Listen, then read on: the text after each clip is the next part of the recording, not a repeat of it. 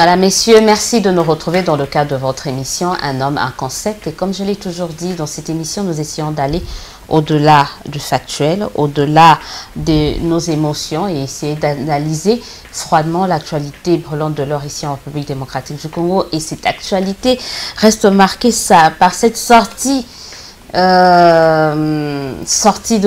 de l'UDPS au travers du meeting que ce parti a organisé le 24 avril dernier à Sainte-Thérèse. On en parle dans cette émission, on dit oui, il y a eu le meeting et après, qu'est-ce que ce parti nous réserve encore ou réserve à ses militants et sympathisants pour parler de l'UDPS, du processus électoral. Retrouvé avec moi Maître Peter Kazadi, bonjour et bienvenue. Bonjour madame. Vous n'avez pas encore de fonction au sein de l'UDPS. Je sais qu'au niveau du comité organisateur, vous étiez là, mais vous n'êtes plus le conseiller juridique. Bien sûr, je ne suis plus le conseiller juridique de notre fait président, tout simplement parce qu'il n'est plus. Je suis à ce stade un cadre de l'UDPS. Je reste à la disposition du nouveau président, prêt à assumer tout rôle qu'il peut me confier. Peu importe, est-ce que vous avez un rôle bien défini? Vous vous verrez bien dans quel rôle, dans quel pot, vous? Juste comme ça? Nous sommes dans un parti politique. Ce que je peux dire, que je suis apte à tout. Jusque-là, j'ai évolué dans les domaines juridiques. Mais je peux bien faire plus selon que le président va me demander. C'est quelqu'un avec qui nous vivons pratiquement tous les jours. Là où il trouvera bon me placer, je crois que je vais jouer les rôles. Surtout que lors de l'organisation du meeting, je crois que vous étiez du côté logistique, si je ne me trompe pas. Et on parle tout de suite de ce meeting. D'abord, recevez les salutations, les félicitations de la MP, qui salue le bon déroulement de votre meeting, l'avant, pendant et après. On se dit, mais c'est une première. Comment vous avez analysé cela? C'est une première déjà qu'on voit la majorité saluer votre activité. Vous savez, madame, c'est d'abord le président Félix lui-même qui a félicité cette majorité d'avoir libéré la démocratie. Il l'a dit au cours du meeting, il a félicité les forces de la police pour avoir bien encadré. Je pense que lorsqu'il y a quelque chose de bien qui se passe, il faut féliciter, il faut saluer. Et que la majorité aussi puisse saluer le bon déroulement de ces meetings. Je crois qu'ils s'attendaient à des violences, à un discours incendié, à des invectives. Nous pensons faire la politique autrement. Tout ce que nous demandons, c'est plus de liberté, plus de démocratie pour que chacun de nous s'exprime. Nous avons toujours dit que l'UDPS, nous n'étions pas un parti de violents. C'est plutôt lorsque cette même majorité décide de nous imposer la violence que nous réagissons. Mais si tout se passe bien, je pense que nous pourrions vivre en une démocratie civilisée lorsque nous allons tous respecter les textes, la Constitution de la République, les lois de la République. Ça ne peut que permettre un climat beaucoup plus apaisé. Est-ce que ce n'est pas la partie, la trêve dont a fait allusion, l'accord que l'UDPS, la famille de Tshisekedi a signé récemment avec le gouvernement par rapport aux obsèques? C'est comme ça que les autres perçoivent cela, la trêve? Vous savez, madame, nous ne sommes pas obligés de vivre toujours en antagonisme incendié. C'est-à-dire nous insulter, nous lancer des colibés, quand bien même que nous soyons des bords différents. Le débat devait rester un débat d'idées. Mais malheureusement ici, on impose à la classe politique la violence, on impose à la population. Qui impose à cette classe politique? La majorité qui ne veut pas du tout d'un exercice de la démocratie dans notre pays. Mais si de plus en plus ils comprennent qu'ils doivent laisser la démocratie se jouer, je crois que nous irons dans un climat où nous discuterons plus des idées que des individus, que des insultes et tout ce qu'on a toujours connu jusque-là. Parlons, on revient sur le meeting qui s'est déroulé le 24 avril dernier. On commence par la forme. Avec passez-moi l'expression, avec cette meute humaine qu'on a vue, cette marée humaine, est-ce que vous vous attendiez à ça? Oui. Après la mort du Sphinx, cette mobilisation, est-ce que vous attendez à une telle mobilisation? Oui, je peux bien dire qu'on s'attendait à ça, mais il faut dire une chose, après la mort du président, tous nous étions emballés. Mais quelque chose de très positif, c'était la détermination de nous, les cadres du parti, qui après la mort du président, nous avons tenu bon, nous avons tenu la flamme du combat, et plus on avançait, plus la population qui était aussi perdue reprenait confiance.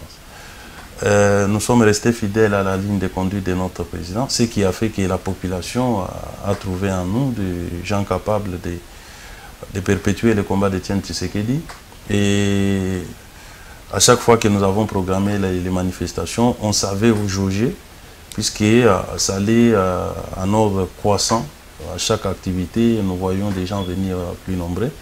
Et là, lorsque nous avons lancé les meetings, c'était un défi parce que les jours choisis, c'était un jour ouvrable où les gens allaient au service. On a même improvisé un match des grands clubs de football à Kinshasa pour essayer de dégonfler nos troupes. Mais Dieu aidant, puisque nous incarnons cet espoir du peuple congolais. J'ai vu cette marée humaine, comme vous le dites, venir sans être payée. Mais par contre, ils ont donné de l'argent.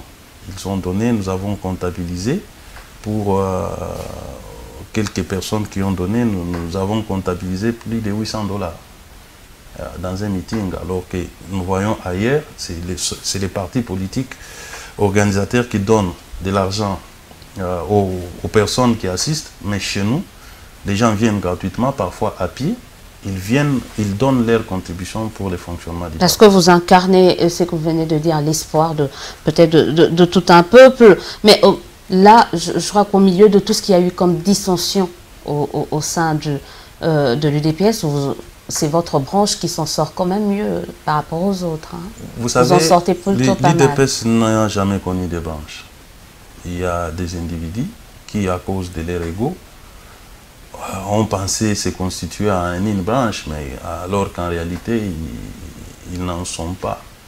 Mais ils continuent quand même de jouir de ça, de certains avantages, d'avoir appartenu à un certain moment à l'UDPS. Bon, ça c'est de l'histoire. Vous savez, ce qui est particulier à l'UDPS, c'est que vous pouvez monter dans l'opinion en popularité. Dès lors que vous vous détachez de la ligne de conduite du parti, vous êtes mort politiquement. Nous en connaissons beaucoup d'exemples que je ne peux pas citer ici.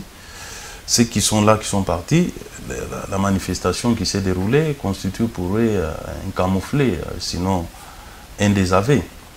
Il y en a qui se disent un parti politique qui s'appelle IDPS, qu'il serait d'ailleurs beaucoup plus légitime que les héritiers soi-disant d'Etienne Tshisekedi, qu'ils tentent aussi d'organiser un meeting sur la même place pour qu'on voie combien ils vont... Donc c'est un défi que vous lancez aux autres. Nous n'avons pas l'habitude de lancer un défi, mais nous disons ce qui est.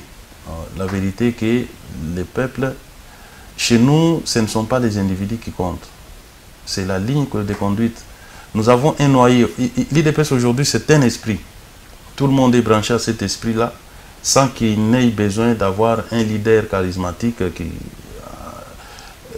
L'esprit nous laissait par... Tu sais, mais apparemment, cet esprit-là qui anime l'UDPS ne le permet pas d'assumer des postes de responsabilité au niveau de la gestion de la République, parce qu'une fois que l'un de vous tente de le faire, il est justement traité de tout le nom de traître, alors que le but ou l'objectif ultime d'un parti politique, c'est justement être occupé quand même l'exécutif d'un État. Oui. Et ça, au niveau de l'UDPS que vous représentez, vous n'avez pas encore cette ambition-là? Non, nous avons l'ambition de gérer ces pays et les transformer. Mais ça a pris 30 ans pour Tshisekedi, le père. Hein. Bien sûr, bien sûr. Et il n'est jamais arrivé à cela. Ce que nous ne voulons pas, c'est d'aller dans un pouvoir de complaisance où les individus seuls vont s'enrichir au détriment de la population. Les buts de la création de l'IDPS. Vous savez, quand on crée l'IDPS, les pères fondateurs jouissaient aussi. Ils étaient dans les régimes Mobutu, ils étaient bien placés dans les institutions. Ils ne manquaient pas à manger.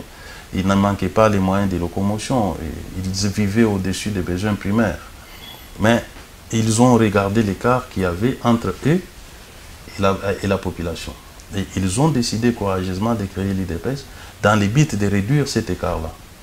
Voyez les gens qui étaient au pouvoir, qui décident de renoncer à ces pouvoirs-là, qui acceptent dans un système dictatorial, la dictature la plus noire de l'Afrique, ils acceptent de mettre leur vie en danger, ils décident d'abandonner tous les privilèges qu'ils avaient et créent l'IDPS. Alors, tant que nous n'aurons pas en face de nous un pouvoir démocratique qui peut nous rapprocher davantage de la population, un pouvoir qui sera bienfaisant pour notre peuple, l'IDPS ne sera pas partie prenante à un tel pouvoir. C'est ce qui justifie aujourd'hui qu'on dise que l'IDPS ne veut pas aller au pouvoir. Non, nous ne voulons pas les pouvoirs pour les pouvoirs. Nous voulons un pouvoir qui va nous permettre d'apporter un changement dans notre pays, venir au secours de notre peuple beaucoup meurtri, donner du travail aux gens, s'occuper du vécu quotidien des Congolais. Et je crois que ces pouvoirs-là, nous serons vraiment les partis, quoi, je dirais, nous pouvons participer à un tel pouvoir. On va juste très rapidement terminer par rapport à la forme de ce meeting. On a quand même remarqué l'absence de vos alliés d'hier, par exemple l'ensemble. Aucun cadre de ce regroupement politique cher à Moïse Katumbi n'a été représenté. C'est inquiétant quand même pour le rassemblement ou non? Non, pas du tout. Les meetings étaient celui de l'IDPS. Non, parce que ces derniers temps, vous avez quand même habitué à ce que non, quand il y a un meeting... Je comprends. D'abord, il faut apporter la précision que les meetings étaient celui de l'IDPS. Nous avons lancé un communiqué. Tous ceux qui avaient pensé venir, ils sont venus. Dans le cadre du rassemblement, il y avait des partis politiques des rassemblements qui étaient là. D'autres, peut-être, ils étaient occupés à autre chose. Ils ne sont pas venus. Nous ne pouvons pas chercher à en faire un problème. Donc, on va rester un peu par rapport à ça. Maintenant qu'il y a l'UDPS qui peut se permettre d'organiser des meetings seuls, quand même, que devient le rassemblement dans tout ça? Le rassemblement des maires, c'est une structure de combat. Parce que chacun, même là, présentement, ensemble, est en train d'organiser, de préparer son meeting. Est-ce qu'il est temps que quand même vous puissiez vous assumer, ou que le président du rassemblement, qui est du reste le président de l'UDPS, puisse assumer et dire que, objectivement, officiellement, le rassemblement n'a plus lieu d'être ou d'exister? Non. Le rassemblement a toutes les raisons d'être. Les rassemblements constituent une garantie pour le respect de l'accord de la Saint-Sylvestre. Ah, vous continuez de revendiquer ça à 6 mois de élections, à 8 mois, on se dit. Aujourd'hui, cet accord-là, c'est le soubassement de l'ordre juridique et politique actuel, quand bien même qu'il est violé. L'accord a l'avantage de dire en des termes beaucoup plus clairs. Donc nous disons tous ensemble avec M. Kabila dans cet accord que pas question de troisième mandat, par exemple. Pas question de modifier la Constitution, pas question de réviser la Constitution, ni par voie parlementaire, ni référendaire. Cet accord mérite d'être sauvegardé pour ne pas permettre au camp adverse de violenter la Constitution. Donc c'est parmi les acquis que les rassemblements a eu à conquérir. Et nous devons rester ensemble dans le cadre du rassemblement pour sauvegarder cet accord et consolider ses acquis. Maintenant, par rapport au meeting qui se déroule de gauche à droite, mais c'est dans la perspective électorale. Il faut que l'opinion sache que les rassemblements n'ont jamais été une structure électorale. C'est une structure de combat avec des objectifs bien précis. Mais en même temps, les gens espéraient qu'avec le rassemblement, on pouvait se faire sortir un candidat unique pour l'opposition. Oui, c'était beaucoup plus facile dans le rassemblement que évoluer comme ça. Vous savez, pour faire des alliances, il faut d'abord évaluer les rapports de force des uns et des autres. Okay. Je crois que c'est ça l'objectif aujourd'hui. Il faut qu'on sache qui a quoi derrière lui. Sinon, nous allons être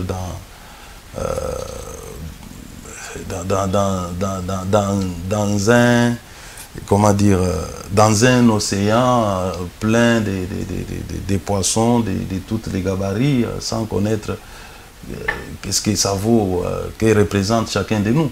Il faut que chaque groupe s'organise, montre combien il est en phase avec la population pour qu'au moment des discussions, comme vous le souhaitez là, qu'on puisse évaluer la juste valeur de chacun.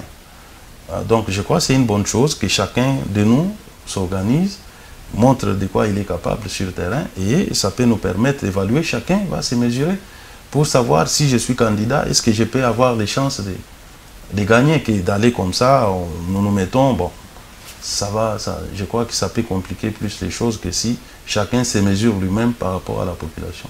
Se mesurer par rapport à la population, être en phase avec cette population va bien au-delà d'une mobilisation. Hein. Oui. Aussi réussie soit-elle, c'est également par rapport au fond, le message. Oui.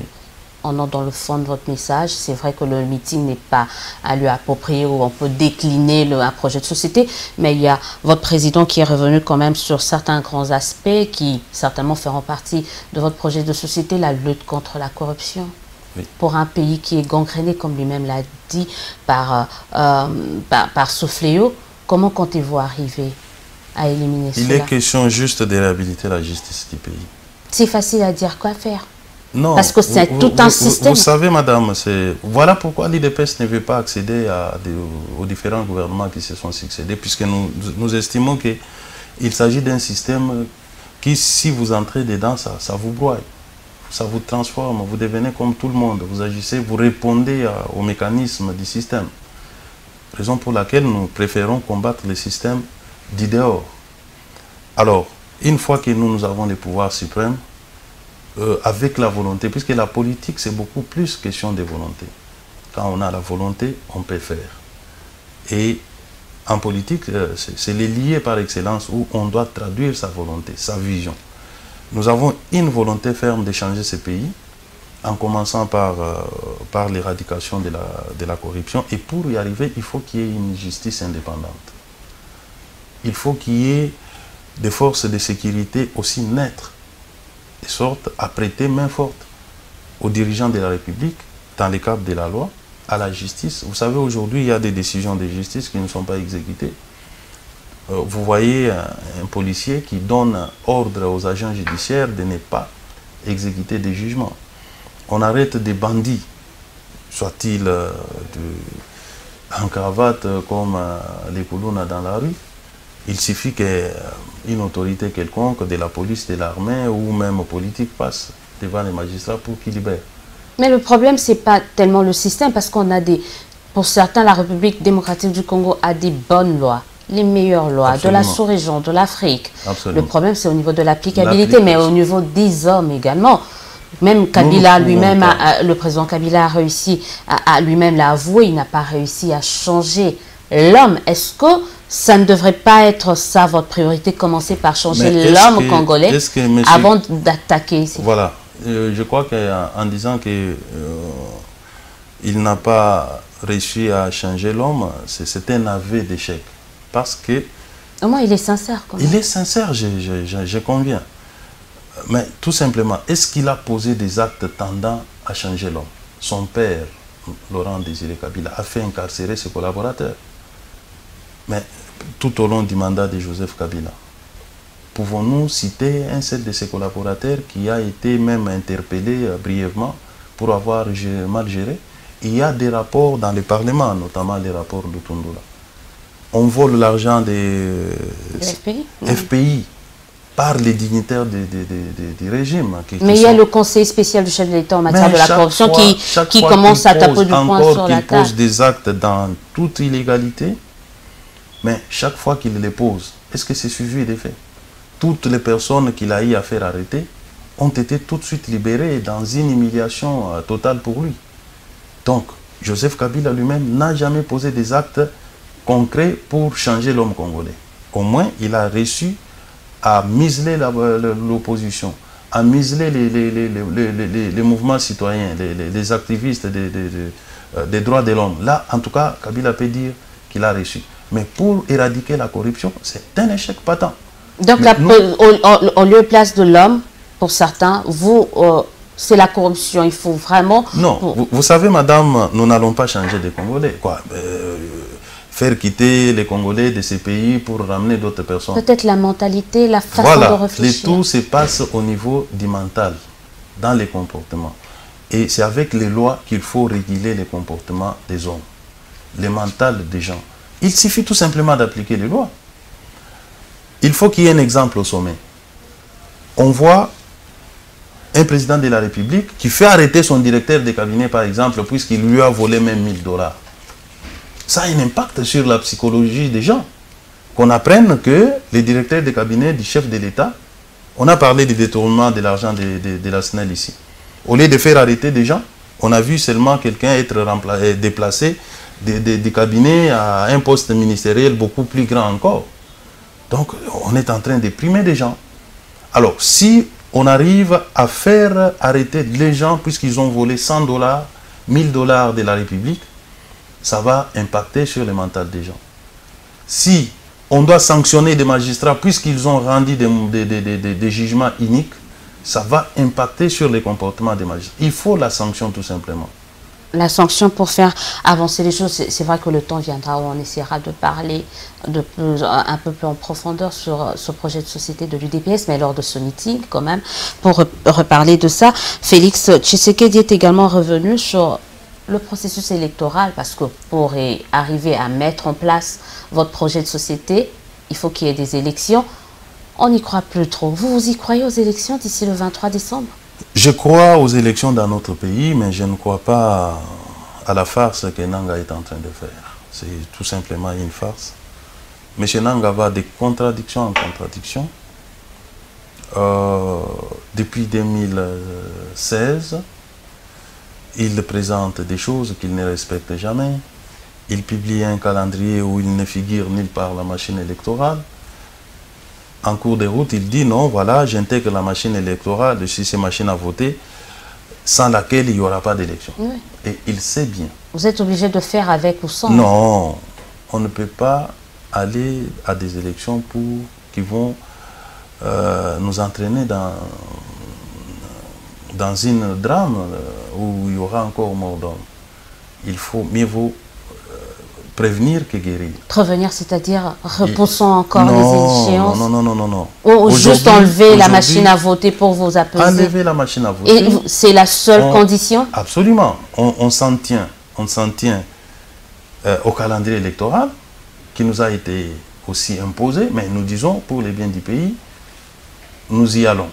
Qu'on respecte ce calendrier électoral, qu'on prenne tout simplement les mesures de sécurité. Et ça, c'est à chacun des acteurs de prendre des précautions pour qu'il n'y ait pas de tricherie. Nous avons demandé que nous puissions remplacer notre délégué. Oui, depuis où est-ce que vous en êtes quand même? Nulle part. C'est bloqué de manière volontaire par le président de l'Assemblée nationale qui ne veut pas que nous soyons là pour aussi voir ce qui se passe. Vous savez, les postes de rapporteurs de la CENI, c'est un poste clé. Là, ça nécessite également que vous êtes réconcilié avec vos députés quand même, parce que ça dépend en grande partie quand même de vos élus que vous avez auto-exclus aussi. Vous savez, madame, au-delà de tout, la loi prévoit que si les députés sont désavoués par leur parti, ils démissionnent. Mais heureusement, aujourd'hui, le parti est dans un processus de réconciliation, pardon. Oui, de dignité. Nous appelons ça d'union. Nous voulons nous unir. Et il y a de ces députés-là qui sont restés fidèles au combat que nous menons. Bien qu'étant en difficulté avec la ligne politique du parti, mais il y en a qui sont restés fidèles aux idées d'Etienne Tshisekedi. Ils les défendent partout où ils passent. Nous pensons qu'avec cela, il y a possibilité que nous puissions nous remettre ensemble. Et le processus est en cours. Ce qui soutient encore notre démarche, puisque au lendemain du dialogue de la CENCO, le secrétaire général du parti, en janvier 2017, avait écrit à M. Minakou pour lui signifier qu'en vertu de l'accord, nous voulons remplacer M. Kalamba. En décembre passé, il a rappelé sa lettre en envoyant même un nom au président de l'Assemblée nationale. Mais cette session-là de septembre s'est clôturée sans que la question ne soit résolue. Nous sommes aujourd'hui à la session de mars. Mais je crois qu'avec cette vague liée à la trêve, parce qu'on voilà, il y a cette trêve décrispation, l'UDPS pourra obtenir gain de cause. Peut-être nous espérons, mais on risque de nous donner ça lorsqu'ils auront planté tous les décors de la tricherie. Donc c'est ça aussi le problème. Leur stratégie consiste à accomplir tous les procédés de corruption, des fraudes, planter. Et puis après, on va dire, bon, l'UDPS, nous mettons votre délégué, qui ne sera là que pour constater et subir le système. Est-ce que vous n'avez pas l'impression au niveau de l'UDPS que vous vous focalisez sur ce qui n'est pas important? L'essentiel est ailleurs. Organisez-vous, organisez vos observateurs, parce qu'en 2011, un parti comme l'UDPS n'a même pas réussi à aligner 500 candidats députés. Est-ce que pour fin 2018, vous en serez capable? Il faudrait peut-être déjà vous concentrer sur ça. Nous sommes en train de travailler sur ce que vous venez de dire, madame. Mais dire que revendiquer pour nous notre place, je dis bien, ce n'est pas une faveur de la majorité. C'est une place qui nous revient des droits, de par notre position selon les groupes politiques représentés au sein de l'Assemblée nationale. Donc nous avons tous les droits d'occuper ces postes. C'est capital pour nous. Nous pouvons beau aligner 500 personnes. Mais dès lors que vous n'avez pas l'œil sur la manière dont les élections se déroulent, dont elles sont organisées, nous allons toujours déplorer les tricheries. Mais est-ce que vous ne pensez pas que c'est un peu tard? Parce que vous décrivez également le fichier électoral qui, selon vous, on attend encore à ce qu'il y ait des audits externes, alors que la loi est déjà sous examen au Parlement. Est-ce que vous n'avez pas l'impression de faire pression un peu tard? Non, nous avons toujours fait pression en temps réel, mais c'est le pouvoir qui veut nous amener dans ce que vous constatez. Mais en même temps, il ne faut pas demander au pouvoir de dire amen à tout ce que vous demandez. Mais dès lors que nous demandons quelque chose qui est fondé, selon vous, qui, dans l'intérêt... Au nom de l'indépendance de la CENI, vous reconnaissez quand même à la CENI ce droit-là de madame, mettre... vous savez, les gens interprètent mal l'indépendance de la CENI. L'indépendance de la CENI ne signifie pas l'imposition. Nous sommes des acteurs. La CENI, c'est comme l'arbitre. Non, c'est l'organe technique qui connaît ce qui est meilleur pour des bonnes élections quand même. Non. L'accord a dit que le processus électoral doit être consensuel. Ou nous sommes dans l'accord, ou nous ne sommes pas. Et même en dehors de l'accord, la CENI doit tenir compte des réalités sociopolitiques. On ne peut pas organiser les élections en RDC comme si on les organisait je ne sais dans quel autre pays. Il y a des acteurs majeurs qui sont là, il faut être à l'écoute. Lorsqu'il y a des critiques, toute une nation critique ce que vous êtes en train de faire, il y a lieu de s'arrêter. Sauf que toute la nation n'est pas technicienne. Non. La nation, elle n'est pas technicienne quand même. La nation a des experts. Madame, vous voulez me dire qu'il y a des techniciens dans ces pays que Corneille Nangaa? Il n'y a pas d'autres Congolais qui savent réfléchir, qui peuvent aussi apporter des propositions. Vous savez, cette machine pose beaucoup de problèmes d'ordre juridique. Ce n'est pas... Vous savez, partout au monde où il y a des élections électroniques, les votes électroniques ou il faut qu'il y ait un soubassement juridique qui dit que le mode de votation se fait par tel outil. Et on définit un protocole, puisque après élection, il y aura des contentieux. Et le juge n'est obligé que de statuer en fonction des lois qui régissent les élections. Alors, vous prenez une machine qui n'est ni dans la loi électorale, ni dans la Constitution, vous voulez imposer aux gens. Et si on contestait la validité de cette machine-là, ça veut dire que toutes les élections tombent. Vous savez ce que nous apprenons dans leur volonté de ne pas quitter le pouvoir de M. Joseph Kabila. On voudrait nous amener dans des élections qui seront contestées et qui vont être annulées par la Cour constitutionnelle. Vous êtes toujours dans les intentions. Mais je vous dis que c'est parmi les techniques de la majorité. Et dès lors que nous sommes au courant de ça, nous ne pouvons pas laisser les choses aller dans ce sens-là. Donc nous sommes là pour crier et faire des propositions pour que les élections soient crédibles. Crédibles. Mais est-ce que vous y croyez pour cette année? Je vous ai dit non. Cette année, c'est avec M. Nangaa, je ne vois pas la perspective des élections. Mais alors que faire alors s'il n'y a pas élection? Que compte faire l'UDPS dès qu'il n'y a pas élection d'ici la fin de cette année? L'UDPS, elle ne peut pas résoudre ce problème. C'est un problème du pays tout entier.